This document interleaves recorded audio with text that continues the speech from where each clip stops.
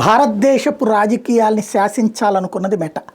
America రాజకీయాల్ని శాసించింది క్రిందటిసారి. ట్రంప్ని అడ్డుపెట్టి ట్రంప్ని దెబ్బ కొట్టడానికి బైడెన్ని ముందు పెట్టి కథ నడిపిన దాంట్లో మెటా కీలకమైన పాత్ర పోసింది. మెటా, ఇన్స్టా, ట్విట్టర్ ఇట్లాంటివన్నీ కలిసి తప్పుడు ప్రచారాన్ని ట్రంప్ మీద చేసి ట్రంప్కి వ్యతిరేకంగా పెద్ద పబ్లిక్ ఒపీనియన్ క్రియేట్ చేస్తా, ట్రంప్కి వ్యతిరేక పోస్టుల్ని ఎంకరేజ్ చేస్తూ, ట్రంప్కి అనుకూల పోస్టుల్ని డౌన్ ప్లే చేస్తూ ఆల్గారిథమ్స్ మార్చుకుంటూ వచ్చారు.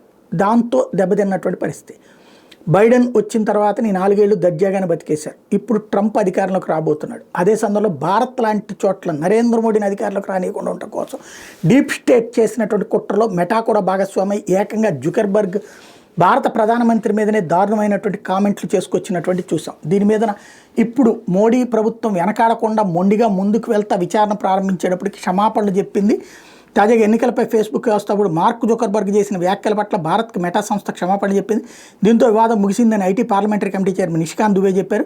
ఇది భారత ప్రజల విజయం అన్నారు. మెటా సంస్థ CEO జుకర్బర్గ్ ఓ పాడ్కాస్ట్లో మాట్లాడుతూ కోవిడ్ని ఎదుర్కోవడంలో విఫలమైన అధికార పార్టీలను 2024 ఎన్నికలు ఓడిపోయాయని వ్యాఖ్యానించడం, కేంద్ర మంత్రి అశ్విని వైష్ణవ్ వాటిని ఖండించడం తెలిసిందే. మెటాకు సమన్లు జారీ చేయనున్నట్టు దుబే తెలిపారు.